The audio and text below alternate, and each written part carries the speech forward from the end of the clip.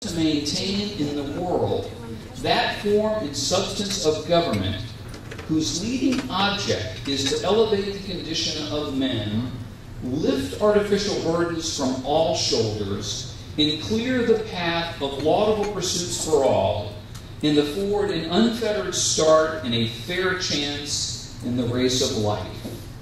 This is the leading object of the government for whose existence we contend. Now, wouldn't that just be so simple if we were all still fighting for that? And that's the kind of thing that I think you saw a guy like Jack Kemp talk about. He said, look, it's about the fair start. It's not about the mediocre ending.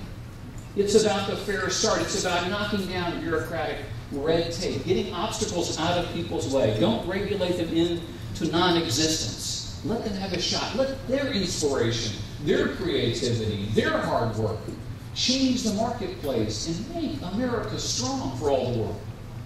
Don't dumb it down. Don't make the end line the focus. Let the creativity and the ingenuity take care of that. That was brilliant, and that is who we still are. And so I do think about from time to time, and it's so special tonight that it is the Reagan Day, that it is still morning in America. And I know, and it's so good to be with the congressman and woman tonight. I can't imagine what they go through. But when Reagan shared that with us, it wasn't about placing a marker for American history as morning in America then or at that time. It wasn't even about a time of day. It was about a mindset that if we would focus on the capacity of each person's potential and champion them, we would change the world. We would be the shining the city on the hill. And that is still all true today. And by the way, so well positioned and shared tonight by Martha Rubio. I just have one request. When that guy gets here next year, no more Red Bull after 6 p.m. But that's what we still are. And that's what it's still all about. It is still morning in America. We believe that. We get up in the morning and we fight for that. And as I had shared before, Election Day, for all of us who've had the privilege of putting our name on the ballot, for all of you who put a bumper sticker on a car, who walk door to door, who put a yard sign up, it's not, winning and losing is not defined on Election Day by whether or not we carry the number. Election Day is if you do carry the number, that you go do what you said you would do. And you fight and walk through hell until you get it done. That's what winning is.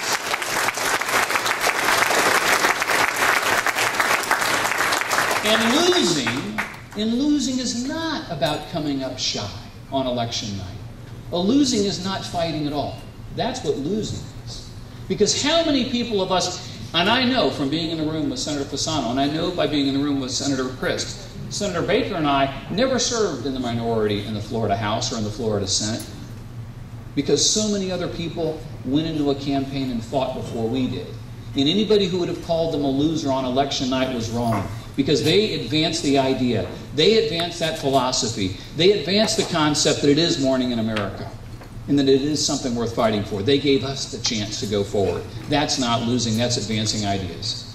And so if I'm disappointed about something tonight, it is about the way we still hear the dialogue. And this is it, and I'll try to wrap up on this. Imagine now what you're reading in the paper, that Nancy Pelosi is looking for a truth commission. Just imagine the concept. And get this, the truth commission is to determine whether or not American soldiers mistreated enemy combatants. Enemy combatants who murdered civilians, beheaded journalists, killed American soldiers. Well, after she got so hot to trot on, it now comes out that 8 years ago the CIA was getting her up to speed on all this, 6 years ago. She didn't seem to be calling it a lie then. She didn't seem to be calling it torture then. But now with the Bush administration out, she needs a truth commission to decide whether or not Americans tortured enemy combatants. And I'll tell you what, frankly, that's an embarrassment for them. That's right.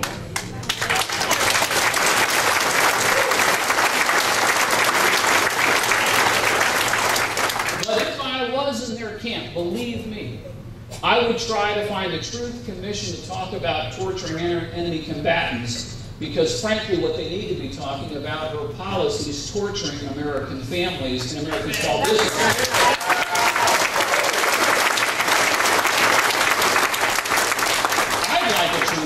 I'd like a truth commission about how we got into this meltdown in the first place. I'd like a truth commission to bring in Barney Frank and sitting down.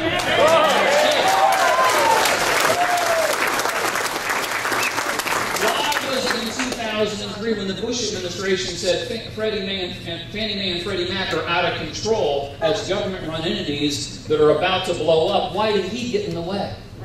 Why did he do that? Let's have a truth commission on Barney Frank, or how about one on Christopher Dodd? Here's a guy who could have an entire truth commission all to himself. The guy somehow gets a sweetheart deal for his mortgage as the chairman of the Banking and Insurance Committee, somehow slips in bonuses for AIG in the middle of the night, and he wants a truth commission about the George Bush administration. And here's another one for you, and I know there are members of the press here. But there's another truth commission I wouldn't mind Nancy Pelosi putting together. Figure this one out. 60 days out from the election, in a church, Barack Obama is asked to define marriage. And there's this Rick Warren. Without hesitation, he says, a marriage is the unity of one man and one woman, and I'm a Christian, and that includes the Christian faith wrapped around it. Well, what does he get for that? Within 60 days, the press crowns him the President of the United States. But imagine if you're Miss California.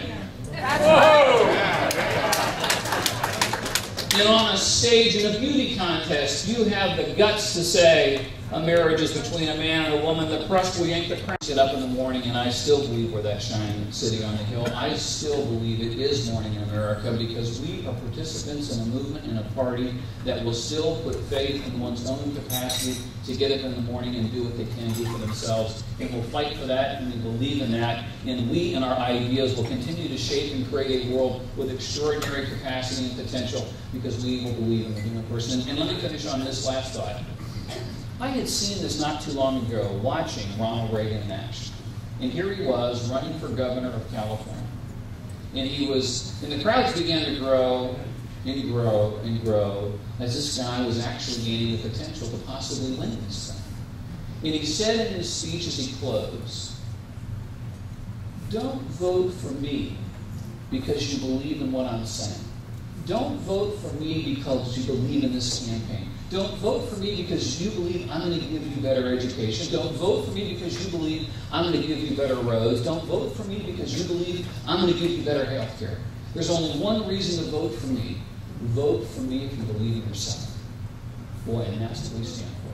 What a pleasure to be with you tonight. Thank you very much.